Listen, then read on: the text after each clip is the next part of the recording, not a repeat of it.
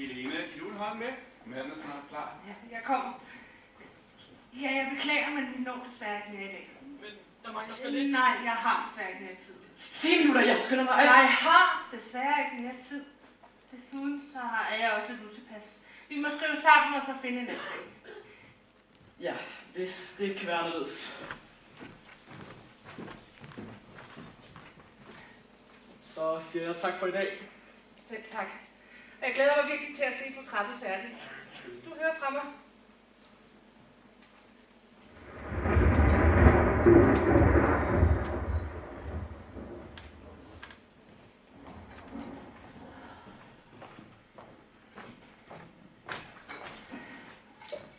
Der er mad.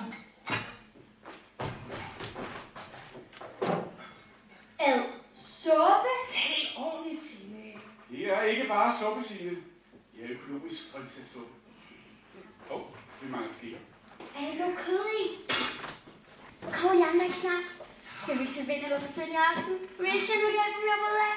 Slap nu af, Signe Pien. Vi skal nok måske spise her. Jeg skal ikke sige noget som helst, Signe Pien. Ja, du sidder og lægger den mobil væk, ikke? Vi skal ikke have noget federe, vel? Suppe. Får man ikke de der i øjnene? Mascara? Nej, ikke med noget så. Vil du lære mig det efter maden? Du skal ikke have makeup på i aften, Signe. Du kan godt selv trænge til noget op, mor. Ja, du er bleg en snemand. Tag nu noget med, ikke? Nu sker det, Helena. I morgen holder vi pressemøde. Du må gerne give din agent et kys. Hvorfor må far bruge sin mobilbord? Martin, du kunne vel godt lige lægge den der væk. Der er en halv time, ikke? Hvad? Jo, naturligvis, ja. Jeg lægger din soveværelse. Jeg er ikke sådan helt varmt. Jamen, søde skat. Vil du se dårligt ud? Nå, det er ikke noget, jeg var lidt utilpas til. Men du ser altså skidt ud. Måske skulle du gå tidligt i seng. Du skulle gerne være frisk i morgen. Hele den samme verdenspresse. Det skal hun, lille Signe-pige. Når USA kalder, så er det bare med at komme afsted. Kommer Alberte ikke snart? Men jeg henter hende. Nørde er sikkert helt væk i sin bibel. Du skal ikke kalde hende det der. Alberte går bare op i at være forberedt. Det kunne du godt lære noget af. Nej, har du t-shirt på i dag? Du kan virkelig at vise, at du ikke går vidt scenen. Tøj. Et spændende emne, der rager mig. Hør foragt for tøj med til at være religiøs. Jeg er ikke religiøs. Jeg tror bare på, der er en mening med livet. Det er der også. Shopping. Der var engang 2 søstre. Den ene var belæst, den anden var blæst. Så stopper I! Alberte, tag noget med. Skal du ikke have noget mad, mor? Ja, tak, Signe Pien. Jeg venter lige lidt. Kan du række mig vandet? Så er mobilen sat til opladning i soveværelset.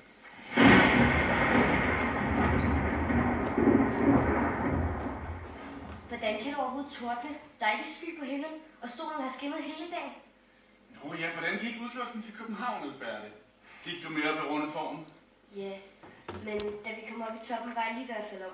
Hvorfor det? Fordi hun tror, hun skal dø bare for høje hæle på. Eva? Ligesom hun er bange for mørke, æderkopper, make-up. Eva! Slap af, oh my god. Alberte faldt engang ned fra et tårn på en legeplads. Dårlige oplevelser. De kan godt gøre en bange. Så hun godt nok har mange dårlige oplevelser. Så stopper du, Eva!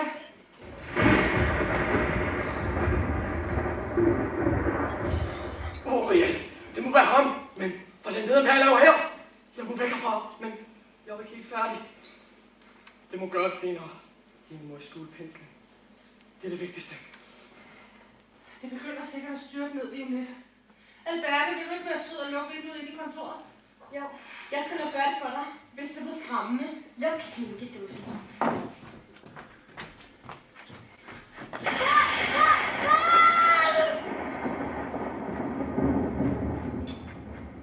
Flot skrig, Alberte. Jeg må desværre videre. Med hensyn til vores lille møde her, så... Mor og far, jeg tager i byen med Karla og Stine i morgen fra skole. Skal I shoppe? Mor har sagt, at hun ikke vil låne dig flere penge. Vel, mor? Det behøver jeg heller ikke, Signe Pine. Mor og far, godt nyt. Jeg har fået job McDonald's. Helena! Mor? Oh my god, det var McDonald's. Helena? Det er din mor. Jeg ringer efter en ambulance. Alberte, mor falder om. Det er Satan, der har gjort det. Hvad snakker du med, Det Alberte? jeg siger, hun læser alt fra den dumme bibel. Nej, det er rigtigt. Jeg så ham i kontoret. Han står malet på vores portræt. Alberte, vi har talt sammen. Lidt ud af sengen. Ja, nogle med andre. Oh my god. Så, sæt dig ned og tag nogle dybe indhældinger.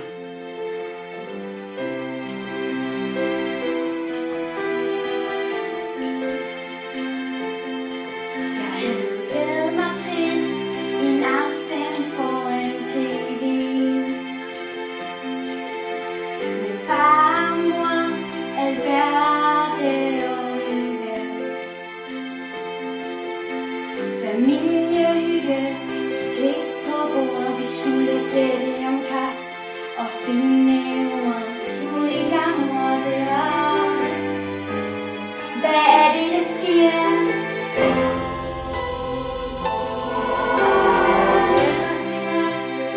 Efter aftensmaden med levende lys, musik og ingen lektier. Veninderne sad og ventede på chatten. De kommer nok til at vente hele natten. Nu ligger mor der. Hvad er det, der sker?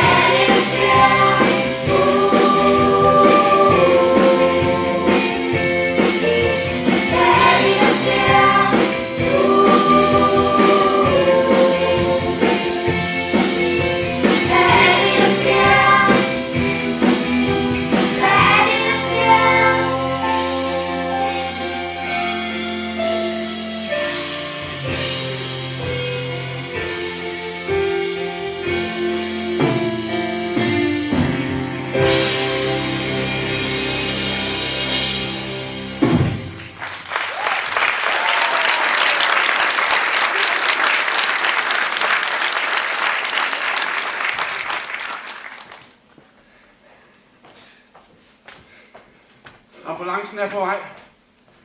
Når den kommer hen til mor, så tager jeg med den. Vil du lade os være alene her? Jeg har ringet til farmor og farfar. De kommer lige om lidt.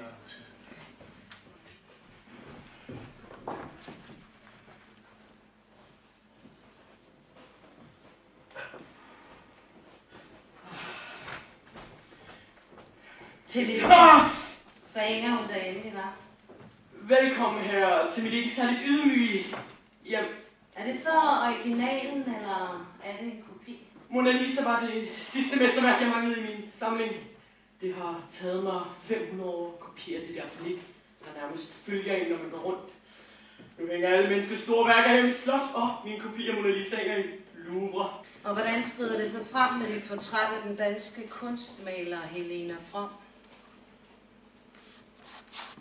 Helena From, hvad mener du her? Sig heller sandheden. Jeg ved mere, end du tror mig. Nå, ja, jeg studerede Helena From. Hun er lige ved at få sit verdensgennembrud. Stop! Inden du våger dig ud i en fuldstændig latterlig løgnehistorie, så vil jeg lige præsentere dig for troldkvinden Isis, som laver magiske redskaber til mig. Det er mamma, det er Isis. Hej Isis, vi kender da godt hinanden. Nå ja, det gør jeg også.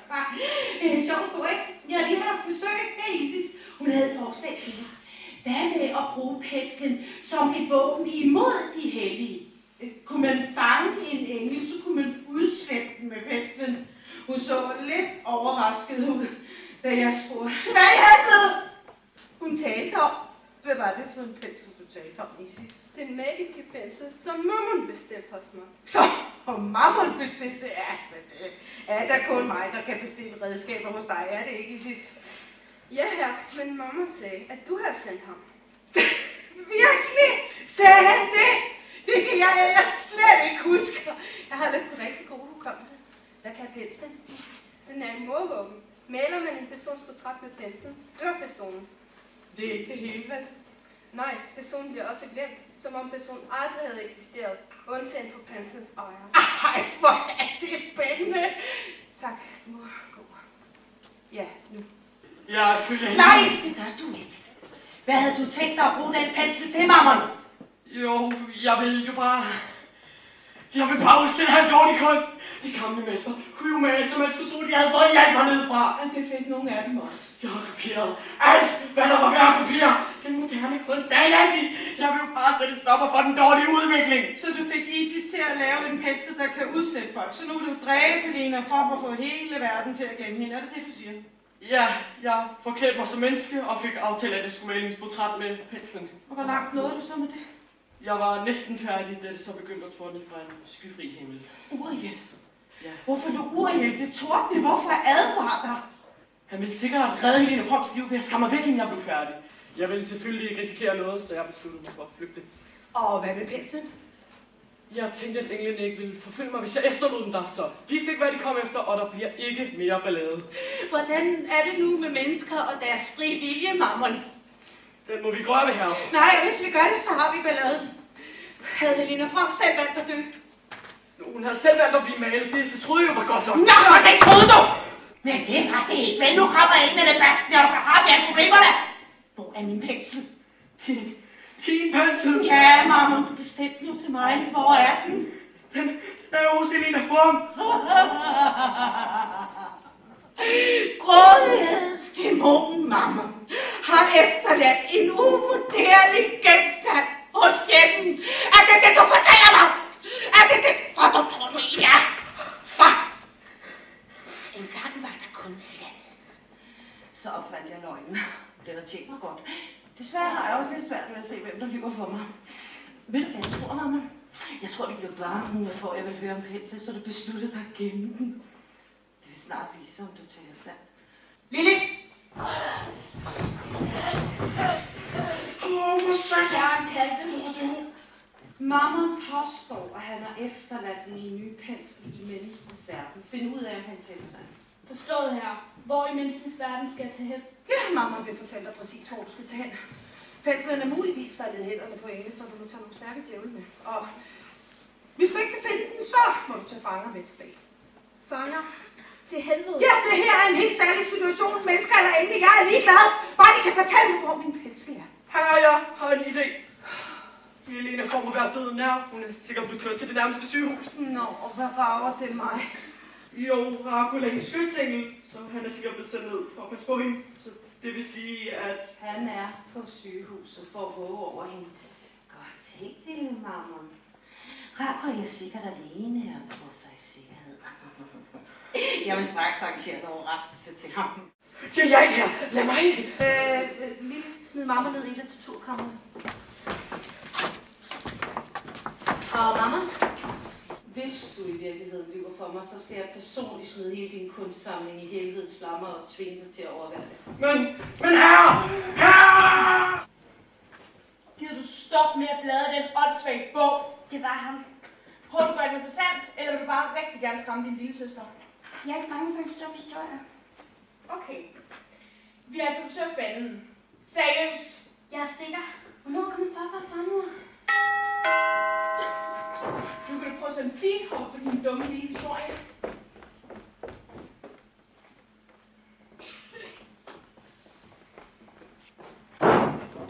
God aften, piger.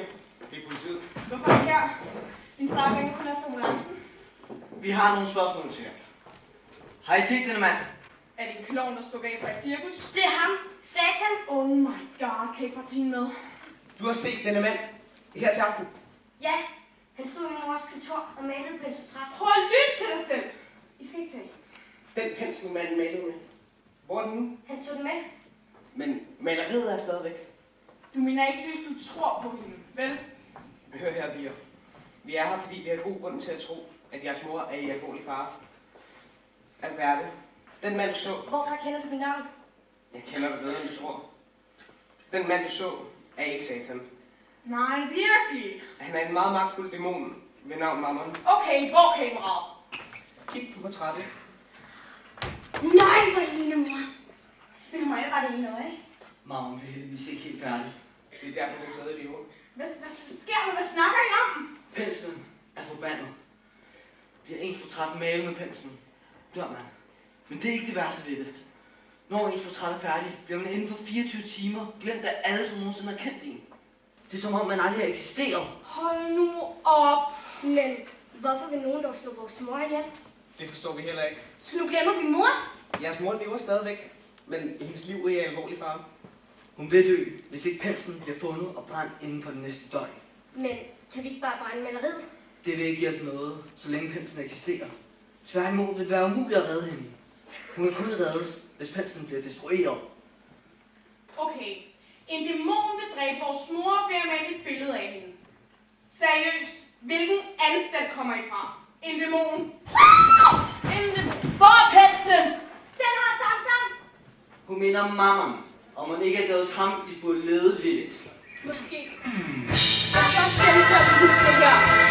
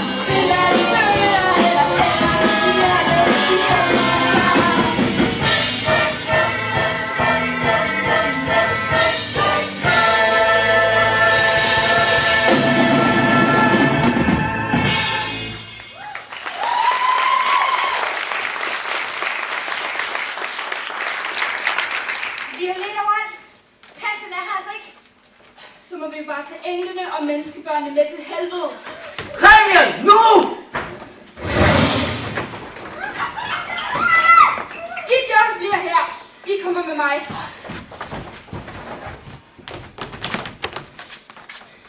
Er vi i sikkerhed? Jeg havde håbet, der var mennesker på gaden. Det ville have holdt dem væk. De ville ikke se som mennesker. Kun dem vi ære.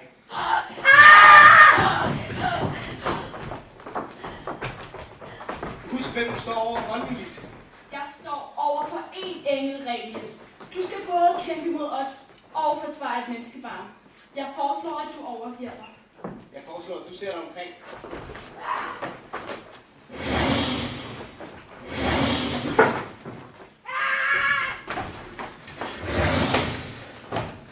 Djævle, tilbage til huset!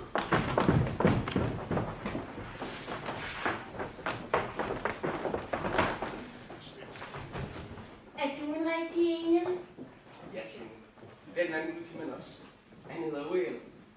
Vores 2 redningsmænd er også engle. De kaldes seraffer.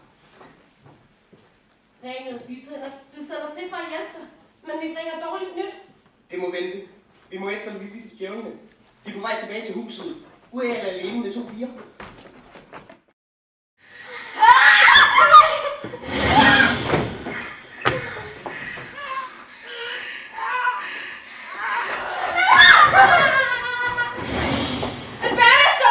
Jeg har lidt travlt endnu. Jamen, du bløder! Skynd dig lidt! Okay, lad mig se på det. Kunne du måske ringe efter en ambulance? Det er ikke nødvendigt. Jeg vil på benene, Eva. Skal du nok forstå, det er hendes ben, der er sovet? Gør nu, som jeg siger.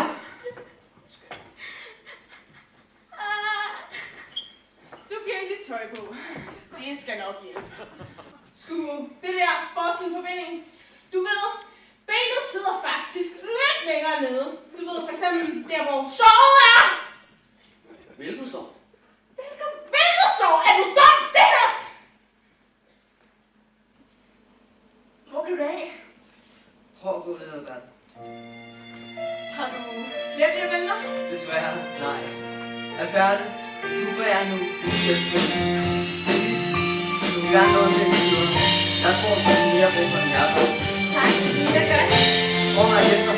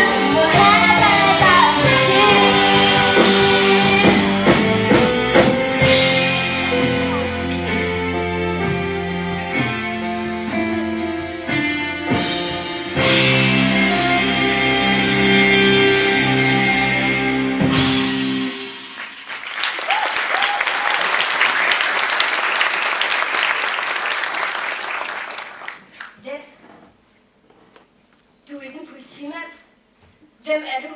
Er du? Det ved du godt. Du kan mærke det. Du er en engel? Tak. Jeg mener, ja. Mit navn er Uriel. Det betyder Guds ild.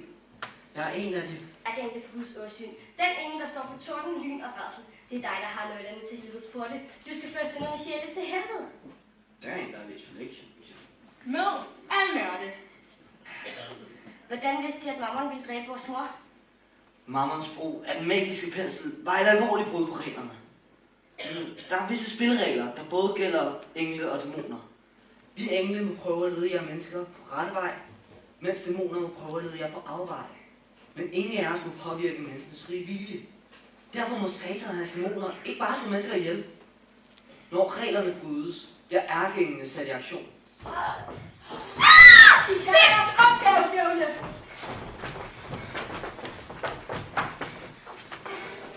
Siden hvornår er Satan begyndt at hente mennesker til helvede i levende liv? Siden i dag. Hit stop og sig det.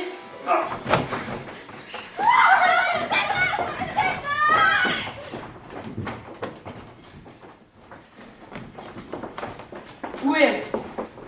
Hvor er pigerne? Lilith og hendes djævle har lige været her og taget pigerne med til helvede. Det kan de da ikke. Mennesker kan ikke komme til helvede, når de ikke er døde. Det kan de åbenbart nu.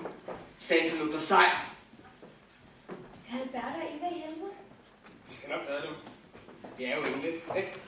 Satan har ikke fået taget de 2 menneskebørn. Hvad? Hvem er den ellers taget? Raguel. Raguel! Kan Satan virkelig være så fræk at bortføre en ærkeengel? Det ser sådan ud. Hvem er Raguel? Raguel er din mors skytsengel. Han kommer til sammen med os. Det var ham, der kørte ambulancen med din mor og far til hospitalet. Hans opgave er at beskytte din mor. Jamen, hvis han er væk, hvad så med far og mor? Din mor og far er stadig på hospitalet. Din mor har det ikke bedre, men hun lever. Raguel er forsvundet efter, han har afleveret dem på hospitalet. Der er ingen tvivl om, at det var nødvendigt, at vi kom hertil. Den pensel er så farlig, at Satans rust var sikre sejren. Men han har den jo ikke endnu, så vidt vi ved i hvert fald. Hvad er næste skridt? Herren vil sende Michael og hans hær til helvede for at befri Raguel. Jeg tager afsted med det samme og åbner portene for dem. Skal du have hjælp? Ellers tak. Jeg kender helvede, og det er lettere for mig at snige mig usikker omkring, hvis jeg er alene. Godt, så tager vi tilbage. Hvad med pigerne? Jeg vil forsøge at befri dem. Albert fik en bælte på, så jeg vil let kunne finde dem. Og det vil beskytte hende. Satan får andet at tænke på, når han hører Michael er på vej. Så bliver vi her og afvender noget nyt. Hov. Hvad med vores farfar og farmor? De skulle komme her. Bare rolig. Din far troede, han snakkede med din farfar i telefonen, men det var mig.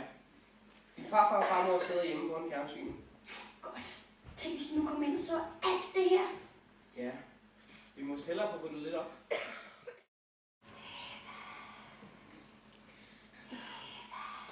Alberte.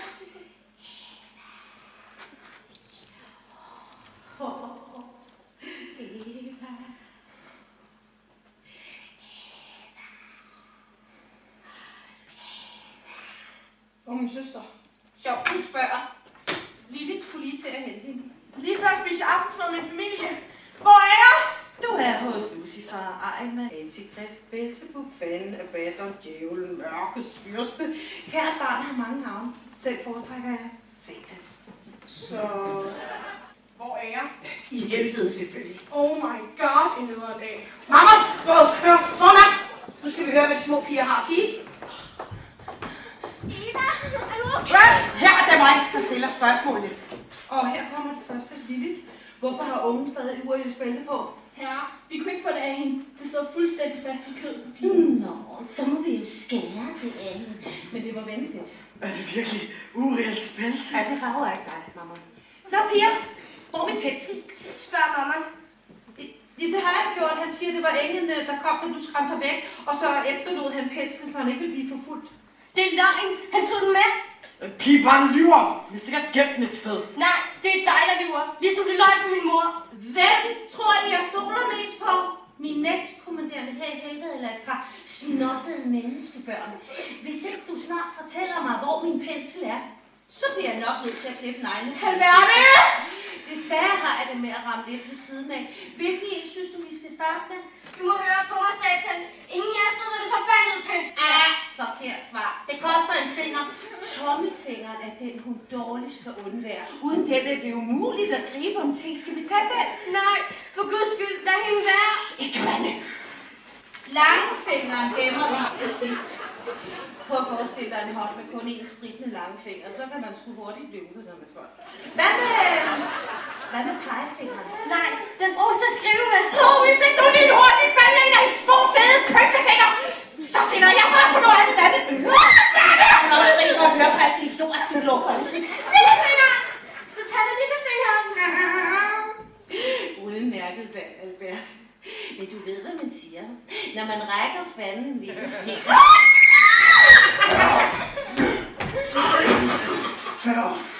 Du afbryder faktisk midt i noget vigtigt, Belfegård. Undskyld her, men Michael og Jane her. Hvad? De er på vej. Kald til samling på rådspladsen med det samme. Lille, kald din djævel sammen.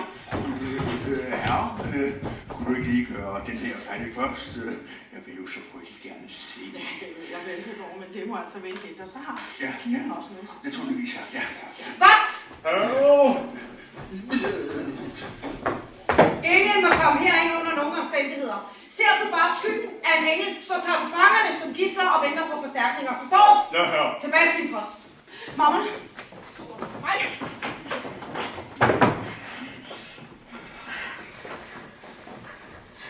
Eva, ja, vi skal nok komme hjem igen. Hvordan? Ja, i helvede! Der er hjælp på vej. Jamen, vagten. Ja. Uret! Hvordan fandt du os her? Mit bælte kaldte på mig og viste mig vej. Men vi har lidt travlt. Min energi forsvinder hurtigt her i det ondeste domæne. Jeg kan ikke vente med at komme væk fra det her hæslige sted. Er Rene eller Signe i sikkerhed? Ja, 2 stærke engle kommer til undsætning. Hvad med mor? Hun er i live, men har ikke fået det bedre. Vi skal finde den pensel. Er der egentlig kommet en hel engle her for at redde os? Nej. Michael og hans engle her er ganske rigtig på vej. De har bare en anden mission. De skal redde ærkeenglen Rakuel. Han er jeres mors skyldtingen. Mors skyldtingen? Ja, Satan har taget ham til fange. Hvilket er uhørt. Det tør han kun, fordi han tror, at profetierne slår fejl, og han alligevel vil kunne vinde. Hvordan? Med penslen. Han har tænkt sig at få malet et portræt af Rakuel. Så han kan slette ham. Oh my god! Det må du nok sige. Konsekvenserne vil være uoverskuelige. Med penslen vil Satan kunne gå en ende på kristendommen. Men det gode er, at han ikke har den endnu. Så det gælder om bare at finde den først. Men ingen ved, hvor den er. Så lad mig blive her. Alberte! Jeg har aldrig været så bange i mit liv. Men jeg kan mærke, at jeg skal blive her. Jeg kan ikke forklare, hvordan. Det er bæltet. Når man bærer ud i jeres bælte, kan man mærke Herrens vilje. Så Gud vil have, at jeg skal blive her. Ja, men det vil Satan også. Hver eneste sjæl, han har, er en lille sejr. Og hvis du dør hernede, så er din sjæl fanget. Men han kan vel ikke gøre mig noget, så længe jeg har bæltet let. Og han kan ikke få det af, så jeg er vel beskyttet. Det er sandt. Men der er en anden måde, han kan beholde dig på. Og det er, hvis du selv vælger at blive hernede for evigt. Det kan mit bælte ikke beskytte dig imod. Men hvorfor skulle jeg dog vælge at blive her frivilligt? Satan er en løgner og er meget snedig. Vogt dig for ham, Alberte. Han har fået mennesker til at gøre ting, som de aldrig havde troet om sig selv. Kom ud, Eva. Vi må se at komme ud herfra. Vi kan ikke bare efterlade hende her! Herren vil hjælpe Alberte. Kom nu, vi har travlt.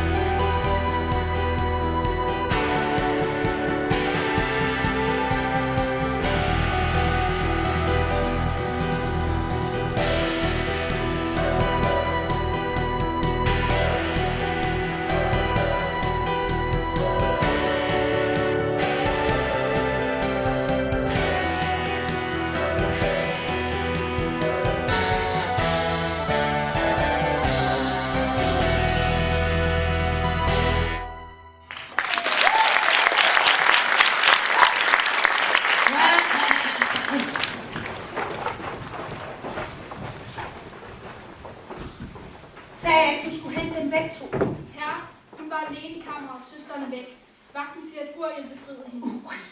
Utroligt, som han bare tror, han kan komme og tage, som det passer ham. Hvorfor tror han kun den ene af jer? Herre, alle er samlet. Ja. Michael og hans herre er på vej. Alt men alle bare helt roligt.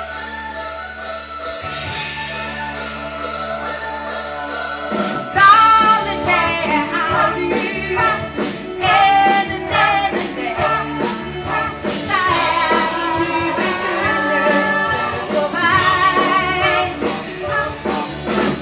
Gamle dage er aflyst.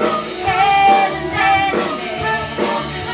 Der er en ny begyndelse til dig.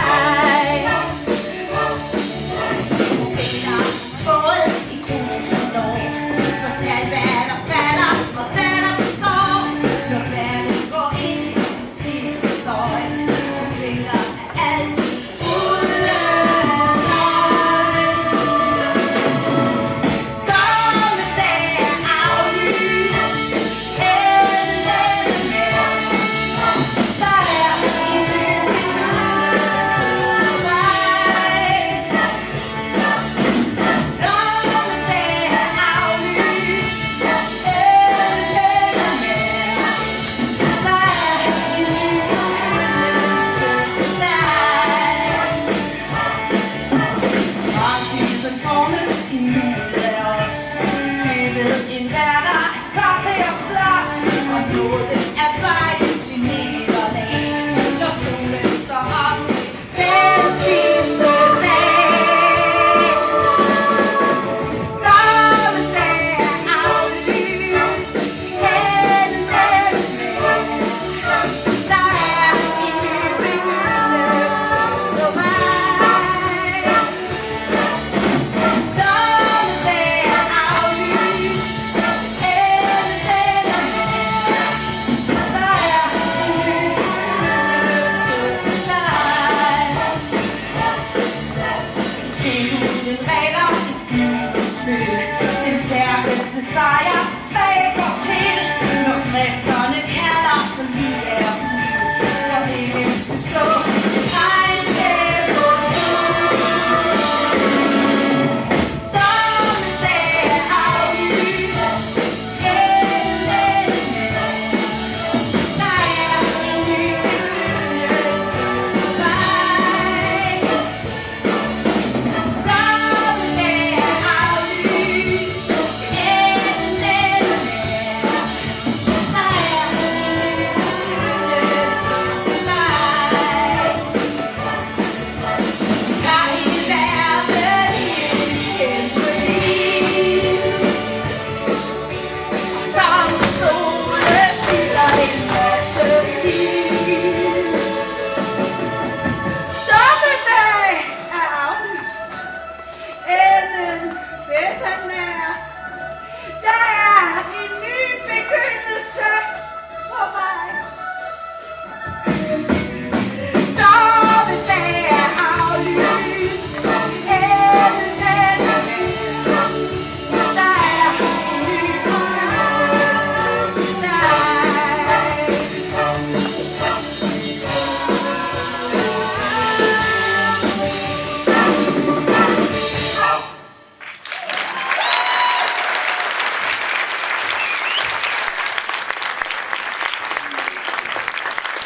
Alle forudsigelser vil slå fejl. Jeg er kommet i besiddelse af et våben, der vil skuffe alle profeterne. Mit våben gør mig i stand til at udslette englene en for en. Vi har faktisk allerede fanget den første. Bring ham ind.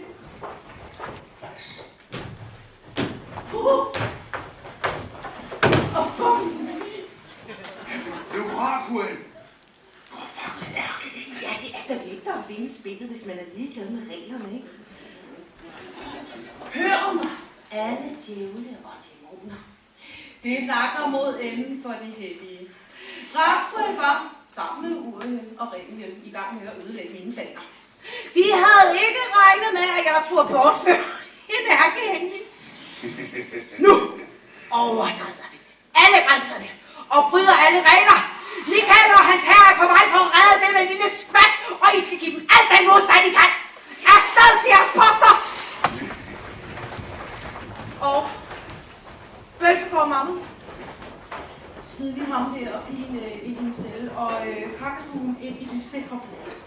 Det sikre bord? Jamen herren, det er jo helt over i gården. Nu er stedet dårligt, Lise. Ja, det er det her.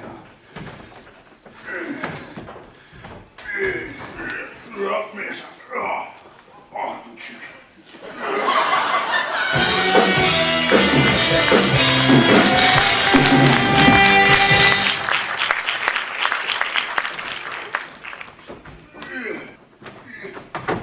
Hvorfor er det så meget, der skal tage de store?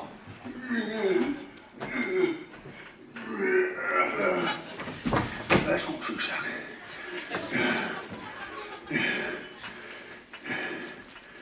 Ved du, hvorfor vi skulle være to om det her? Fordi Satan stadig ikke stoler på mig. Selvfølgelig gør han ikke det. Din historie er dårlig. En lille pige kommer ind og forstyrrer dig. Du tror, det er en engle. Straks kaster du penslen fra dig og stikker af. Du, mamma, det vil du aldrig gøre.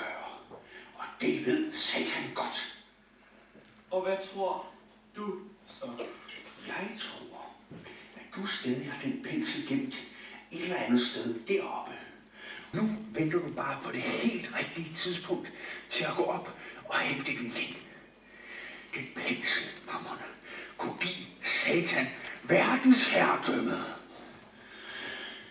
Men hvorfor skulle han have det? Hvorfor ikke du? Du kender mig for godt, Bølfegård.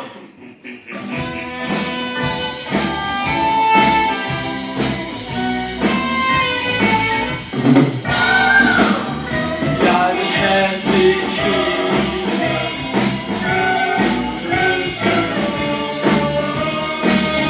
Jeg vil ikke dele.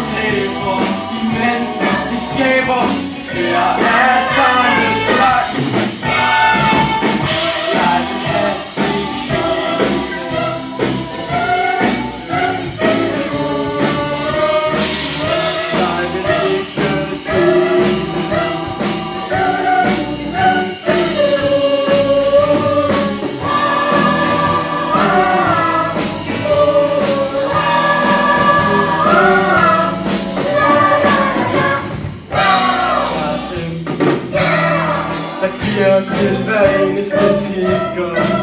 Der er dem, der gerne gør alt, hvad de ejer. Der er dem, der ikke går op i at vinde. Der er dem, der siger, at man fryser på toppen. De efteræber, andre taber, imens de skaber flere af samme slags. Jeg vil have det hele.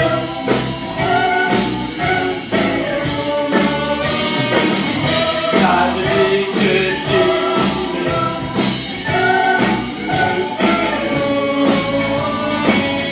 Jeg vil have det hele.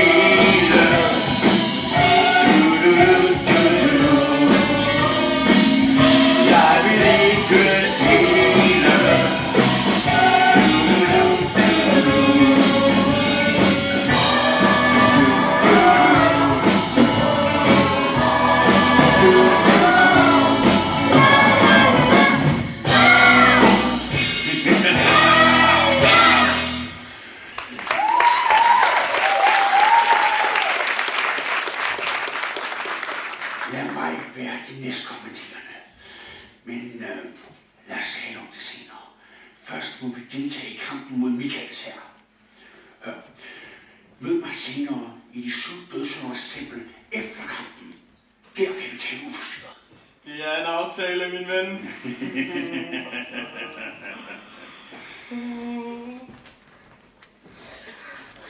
Rakel, er du sovet? Nej!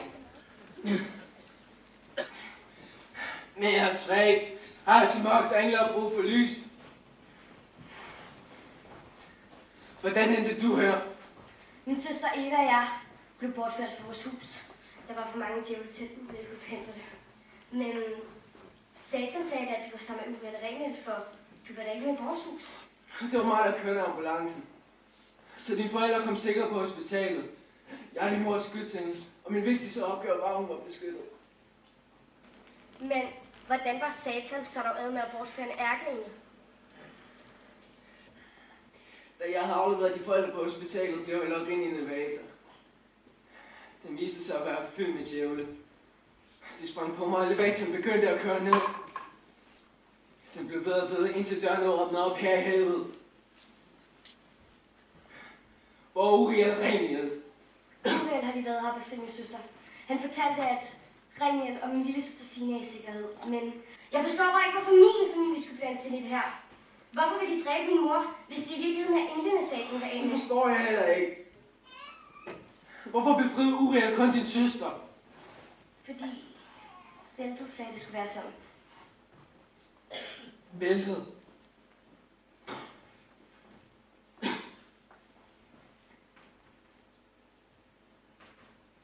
Mener du? Du er Uriels bælte på! Kom her!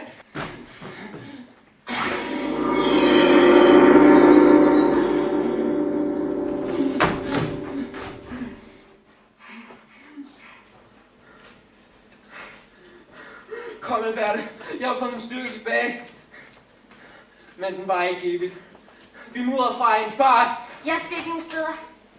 Jamen, Alberte. Jeg skal stadigvæk blive her. Det kan jeg mærke. Men flygt du bare. Gå med Gud. Jeg håber snart, vi ses. Det gør jeg også. Held og lykke.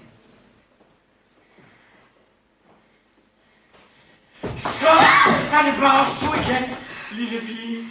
Jeg så, hvad det bælte kunne gøre med bæltet. Penslen.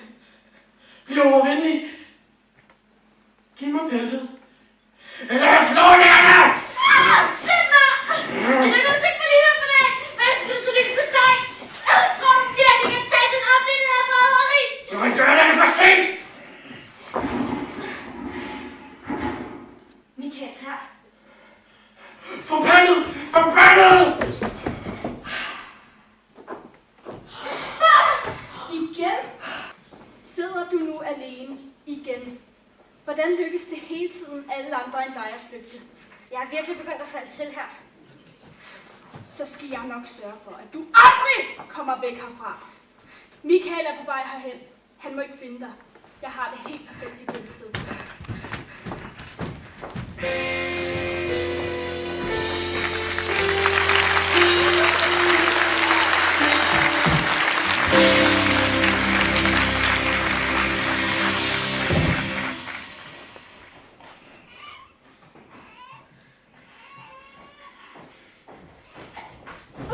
Skrig bare alt det, du vil, menneskebarn. Ingen vil kunne høre dig i den her grotte. Jeg har ikke tænkt mig at skrige. Når du har været spærret inde her længe nok, så skal du nok skifte mening. Hvis du får brug for lidt frisk luft, kan du gå ned for enden af grotten. Men pas på, at du ikke går for langt. Så falder du nemlig ned i en dyb afgrund. Nu går jeg ud og skubber klippeblokken hen foran indgangen.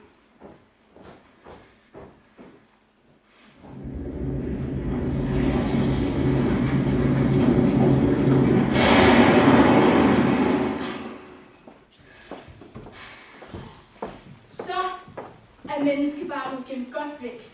Du finder hende aldrig i den grotte.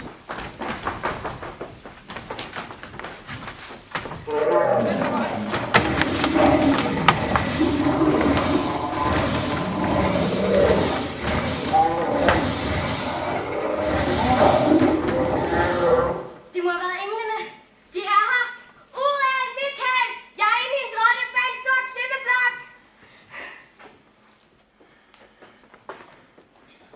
Tom, de har flyttet hende. Hun kan ikke være langt væk. Albert er i nærheden. Jeg kan mærke det. Hvor? Jeg har altså ikke tid til at lede. Vi må skynde os ud, inden kræfterne slipper op. Hvis Albert stadig har billedet på, er hun ikke i fare. De kan ikke få det af hende. Billedet ville have, at hun skulle blive her. Så lad os stole på, at det stadig er meningen. Godt. Inge, vi er færdige her. Lad os komme ud herfra.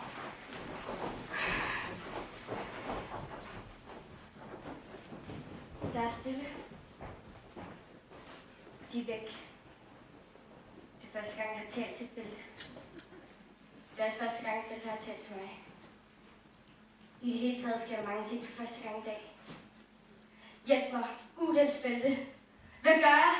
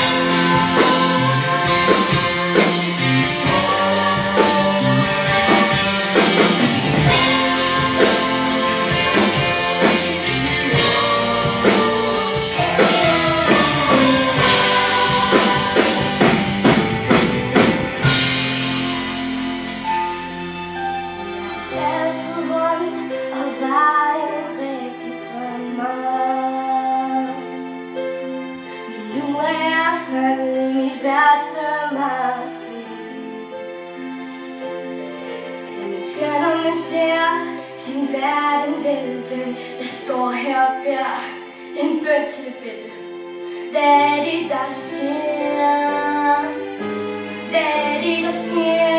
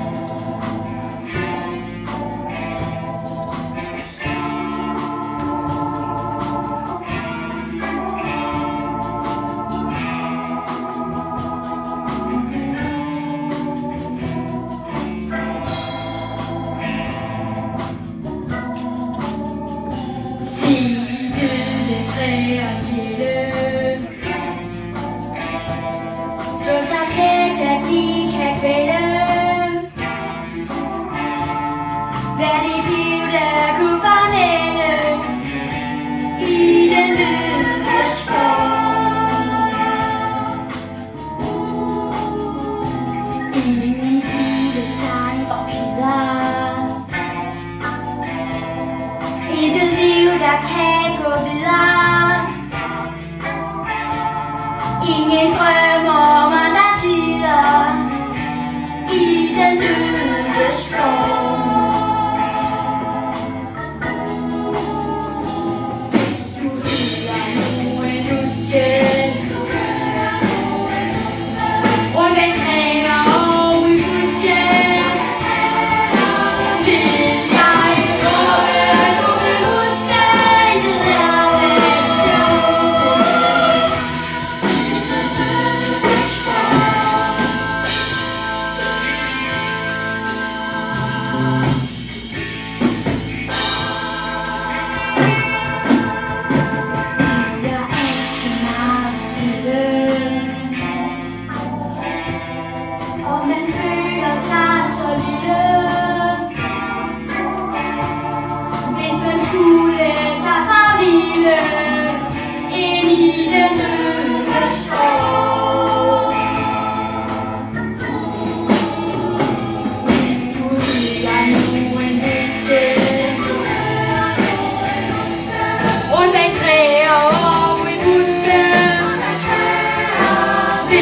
jeg håbe, du vil huske, det er vel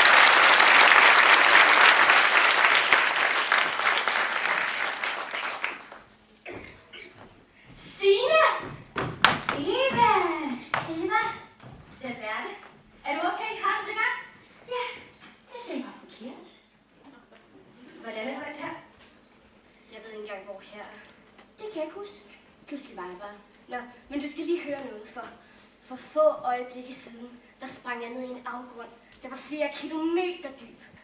Uheld gav mig en spælte. Uheldsspælte. Det var det, der sagde, jeg skulle gøre det. Så jeg glemte alt om min højdeskræk. Og så sprang jeg. Men jeg tror, det var ligesom at falde i faldskærm. Jeg dalede bare hele vejen, og landede ikke særlig langt væk herfra. Det er nok den sidste person, jeg havde regnet med at se. Ved du slet ikke, hvordan du kommer til? Nej. Men jeg ved godt, hvordan den kommer væk omfra. Hvordan ved du det? Det ved jeg ikke. Hvor ringer jeg? Det ved jeg ikke. Er du alene? Det ved jeg. Nej, det er jeg ikke. Er det rigtigt? Hvem er sammen med dig? Det er du. Fjollet Signe-Pine. Jeg har aldrig været så glad for at se nogen i hele mit liv, som jeg er for at se dig. Men ved du egentlig, hvor vi skal hen? Vi skal til noget, der hedder de 7 dødsyndes tempel. Hvordan ved du det? Det ved jeg ikke. Nu må du have så holdt op med fjollet. Hvad er det for et sted? Først lige ud af helvede skal vi gennem de 7 dødsyndes tempel. Her er meget farligt, så vi skal skynde os gennem tempel og finde en udgang. I templet har der et dødssynd. Et monument. Et monument? Sikke nogle fine ord, du lige pludselig kan, Signe-Pine. Dødssynder er. Jeg ved godt, hvad dødssynder er. Det er de 7 værst tænkelige måder, den menneske kan være på. Det er griskhed, hårdmod, friseri, utugt, dårskab, misundelse og vrede. Du skal finde din egen dødssynd, som vi to skal se at godt gå ud af helvede. Ja, jeg ved ikke, hvad du skal vælge. Men hvorfor skal vi kun finde min dødssynd? Hvad med dig? Jeg er kun 0. Det gælder ikke for mig nu. Jamen, så lad os komme afsted. Hvilken vej skal vi? Den her vej. Vi skal læse på. Der er tidligere fanden inde på vagt i templet. Hvis vi bliver fanget, så kommer vi meget ud af helvede. Kom!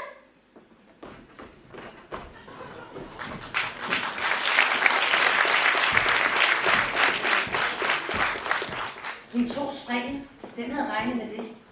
Jeg havde regnet med, at hun ville lægge sig til at dø i den grotte. Så havde hende tjent været din her. Hun skal nok komme til at blive her. Det var ikke længe, før hun selv vælger det. Det skal Livia til nok sørge for. Snart har vi også min pensel. Kom, vi må ikke komme for sent.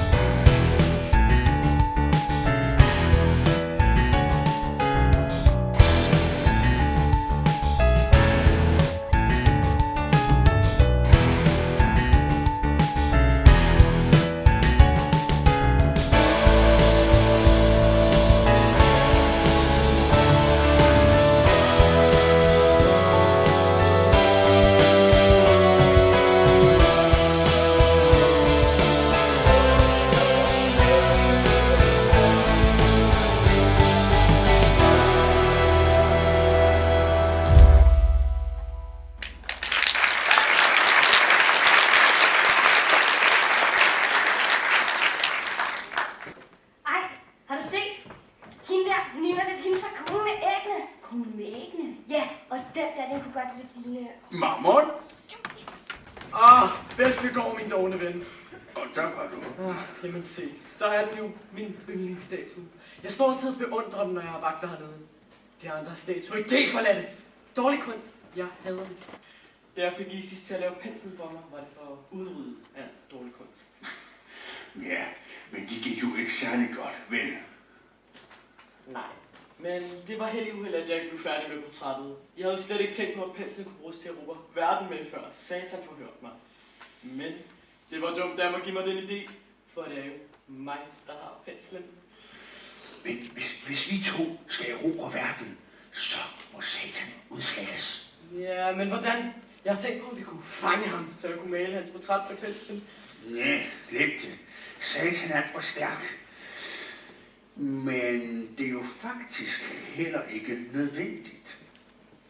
Kan du huske, hvad der hænger i min dagligstue? I din stue? Ja. Du er jo Satans portræt hængende! Netop. Og det kan du jo bare kopiere med penslen. Genialt! Men Satan mistænker mig og holder øje med mig. Ja. Kamp mod englene vil snart optage ham fuldstændigt, og så slår vi til. Når Satan er væk af hans trone min. Bagefter følger vi hans egen plan og fanger englen en for en. For hver udslettet engel vil vores magt vokse, og til sidst kan vi ikke standses. Det lyder jo ikke dårligt, Mammon. Når Satan pludselig er slettet fra alles hukommelse, vil der opstå kaos. Jeg får brug for dit hjælp, når jeg skal overtage tronen. Bagefter kan du bare slappe af. Du vil ikke have ansvar for noget som helst, og du behøver ikke engang rådne op i templet her.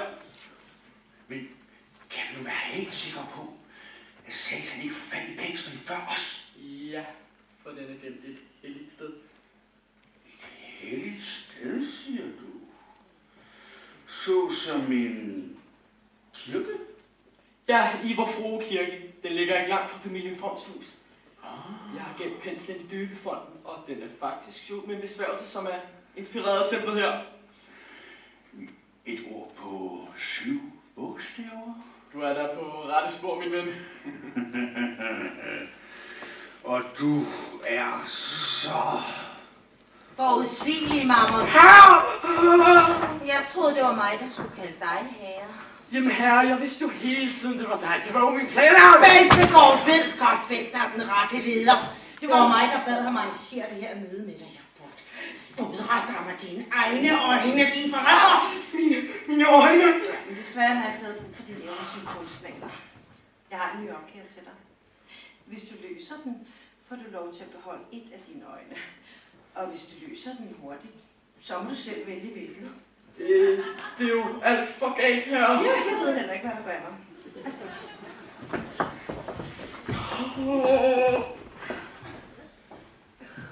Puha, det var tæt på.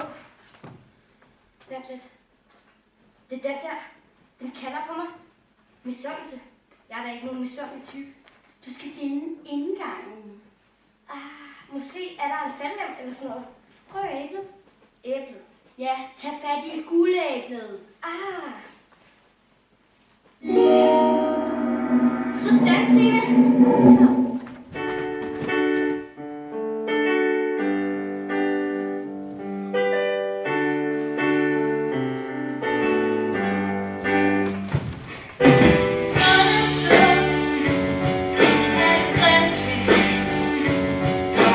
Kom.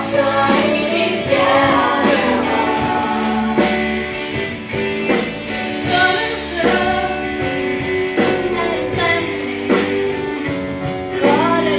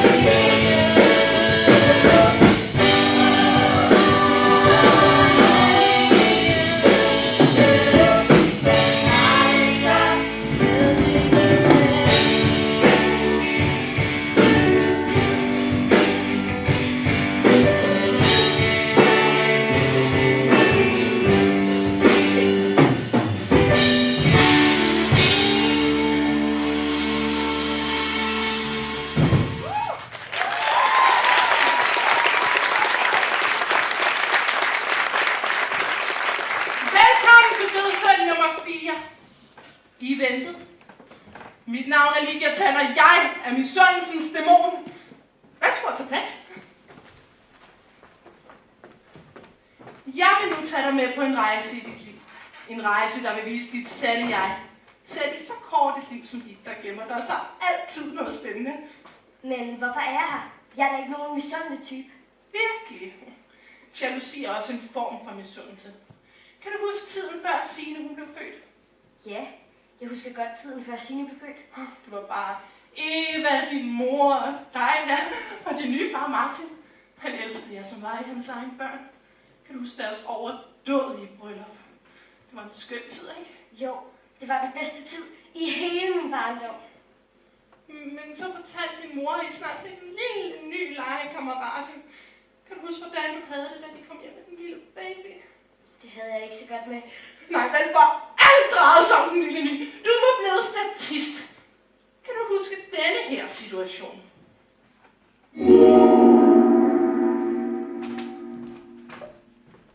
Mor! Far!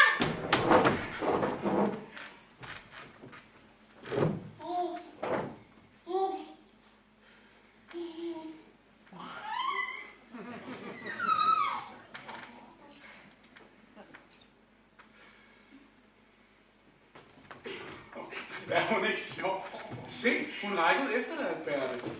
Jeg vil ikke have Signe som lille søster. Kvik, og det var hendes tilbage på hospitalet. Jeg ville hellere have haft en hund i stedet for en lille søster. Det er meget muligt, Alberte. Men nu har vi altså fået Signe. Og hun har lige så meget ret til plads og kærlighed i familien som os andre. Og vi elsker hende jo lige så højt, som vi elsker Eva og dig. Kan du forstå det, Alberte?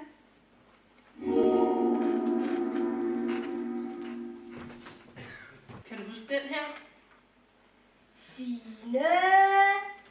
Kom og smag det her. Det er bare så lækkert.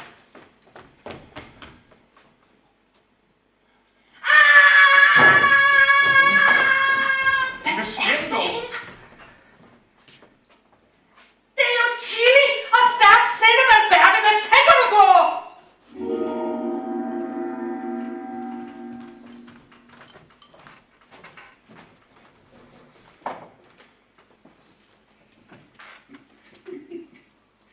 Jeg kan slet ikke beskrive, hvor glad jeg er for, at vi endelig har fået et barn sammen. Tænk, jeg er endelig blevet en rigtig far. Hun er bare så dejlig. Hun har verdens bedste duft. Hvad er der med dig? Jeg troede, du lå så. Hvorfor græder du?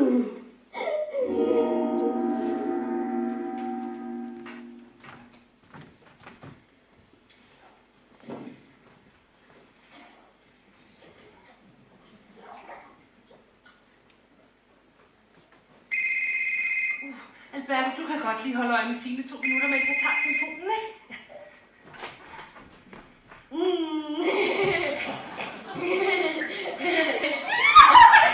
Nej! Alberte! Hvad tænker du på? Du kunne jo have druknet hende, dit uhyre! Kom så op med det badekar og gå ind på dit værelse, der bliver du!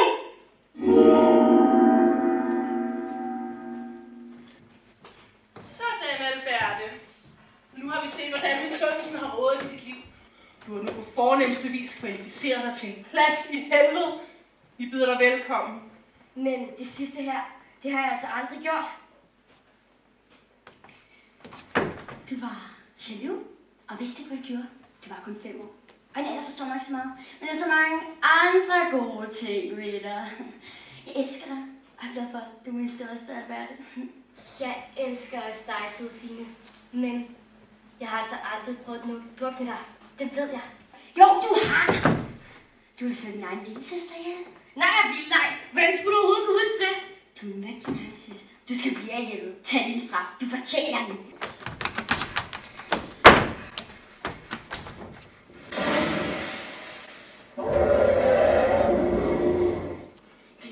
Talentløse lille djævel, du kommer aldrig til at arbejde her igen. Det hele var fup. I ville narre mig til at blive her frivilligt. Flot klaret, Alberte From. Du har bestået prøven og kan nu frit forlade helvede. Du skal bare tage den højre af de 2 døre derovre.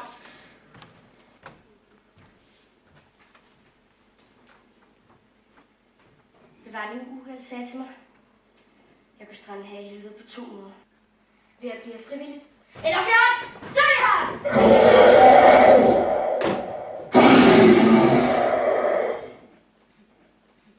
Alle knæk gælder hernede. Jeg tror, jeg tager den venstre dør.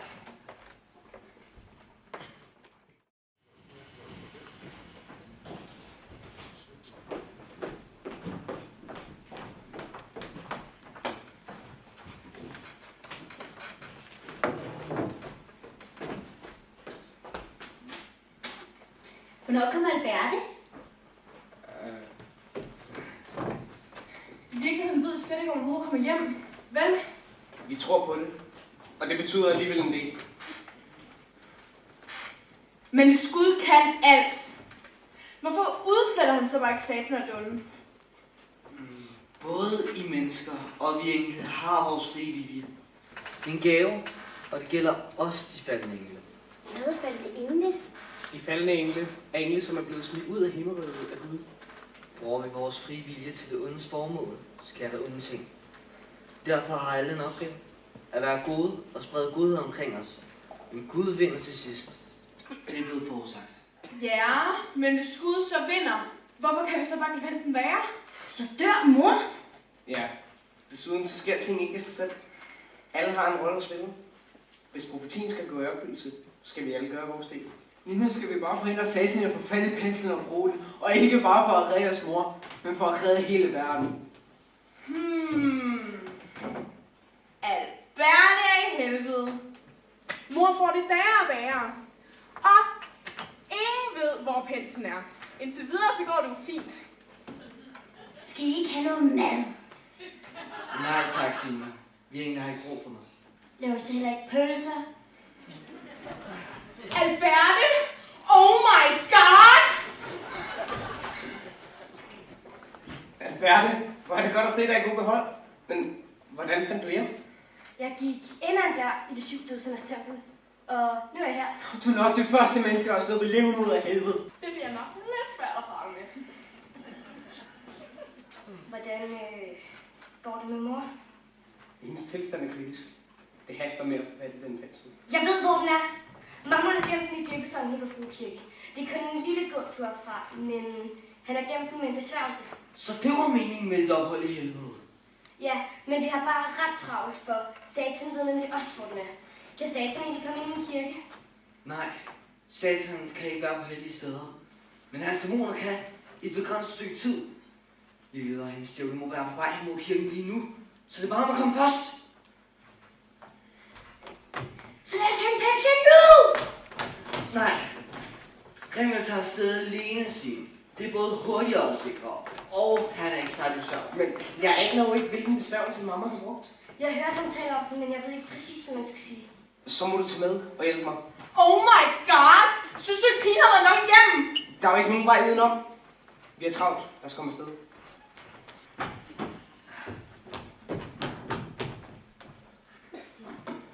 Man kan hverken se eller mærke noget. Men den virkelig er der. Det må vi håbe. Hvad sagde mamma om besværgelsen? Han sagde bare, at kodeordet var inspireret af de 7 dødsendes tempel. Så. Gav vide. Avaritia! Der sker ikke noget. Hvad var det for et ord? Det var den latinske betegnelse for mammons dødssynd. Griskhed. Ellers godt tænkt. Hvad med velfærdsgårdsdødssynd? Ladhed. Arcadia! Stadig ingenting. Men det minder mig om noget, der stod over indgangen til de 7 dødsendes tempel. Det sluttede også på Ia. På latin danner de 7 dødssynders forbogstaver ordet Saligia. Ja, det var vist det, der stod. Saligia! Der sker noget. Men det er jo... Hvad skal det betyde?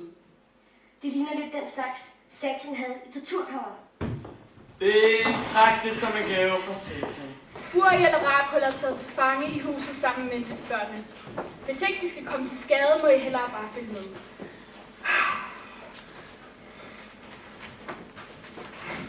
Mamma, du må høre på mig. Det er kun Uriel og mig, der kan få bæltet af. Hvis du lover mig ikke at gøre min søster noget, så får du det. Det er en aftale. Satan er alligevel ligeglad med dem. Han er kun interesseret i englene.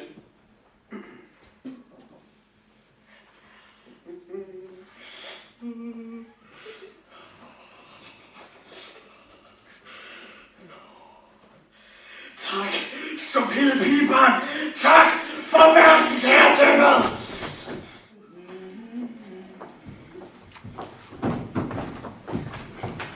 Velkommen hjem. Goddag i stuen. Nå, se nu ikke så trist ud. I har gjort jeres bedste. I kan bare ikke gøre mere. Vi kom bare først. Det lykkedes mig at finde ud af, hvor penslen var, da jeg gav mamma det valg. Enten fortalte hun mig, hvor den var, eller også skulle han spise begge sine egne øjne. Han valgte det første. Snedigt, satan. Ja, det er jo det, jeg kan. Men hvorfor er du her? Altså, jeg manglede nogle modeller, så det galt jo om at fange jer, mens I stadig ude og lege børnehave. Jeg leder faktisk efter en frivillig. Ja. Ingen? Alle baller var. Raquel, vi starter med dig. Det bliver så godt. Kom, tag plads.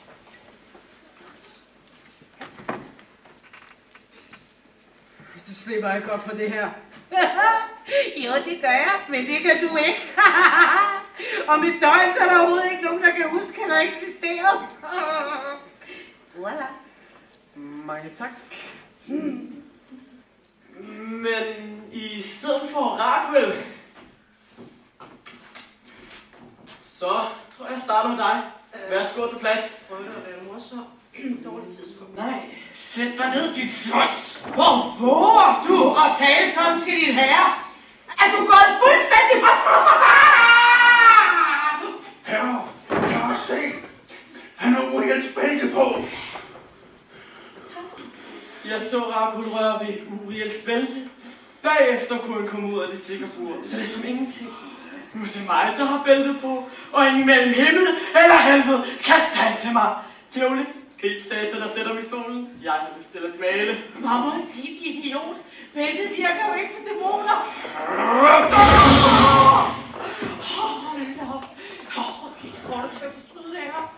Når jeg er færdig med dette portræt, vil verden ikke være den samme. Helvede vil have en ny hersker, og hans navn er Mammon.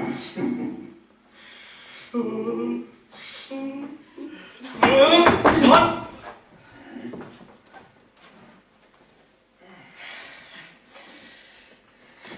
Nu er stiv! Ej, stop dog, det er klovneri at komme i gang!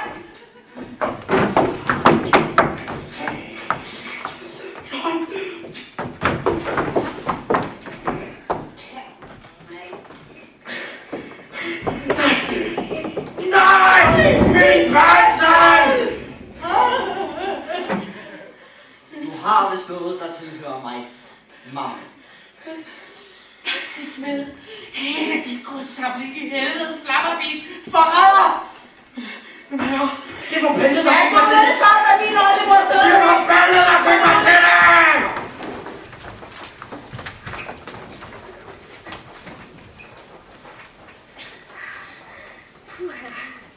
Satan bliver nok snart endnu mere skuffet. Mikkels engle tog mammons kunstsamling med af helvede. Hvordan fik mamma mit bælte på? Af Berthe? Jeg gav ham det. Han troede, han ville få superkræfter. Det var let at få af, så Gud må have været enig. De snurrede Berthe. Da mamma tog bælte på, gav han sin tilladelse til at blive styret af Gud. Vores opgave her er fuldført. Det er tid til at sige farvel. Vi må videre til andre opgaver. Men hvad nu, hvis Satan kommer tilbage, når I ikke er der? I skal ikke være urolige. Vi skal nok holde øje med jer. Nu kommer Satan og hans dæmoner kun, hvis de ved, at de kan påvirke mennesker til onde gerninger. Eller hvis mennesker ligefrem påkalder dem. Eller hvis der er noget, der frister så voldsomt, som udsigten til at udslette alle engle. Den fristelse er i hvert fald væk nu. Vi må altså afsted nu.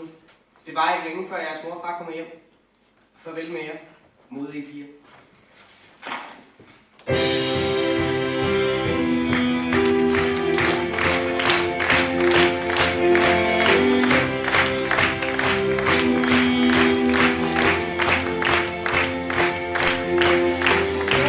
Helvede, nu er jeg tilbage.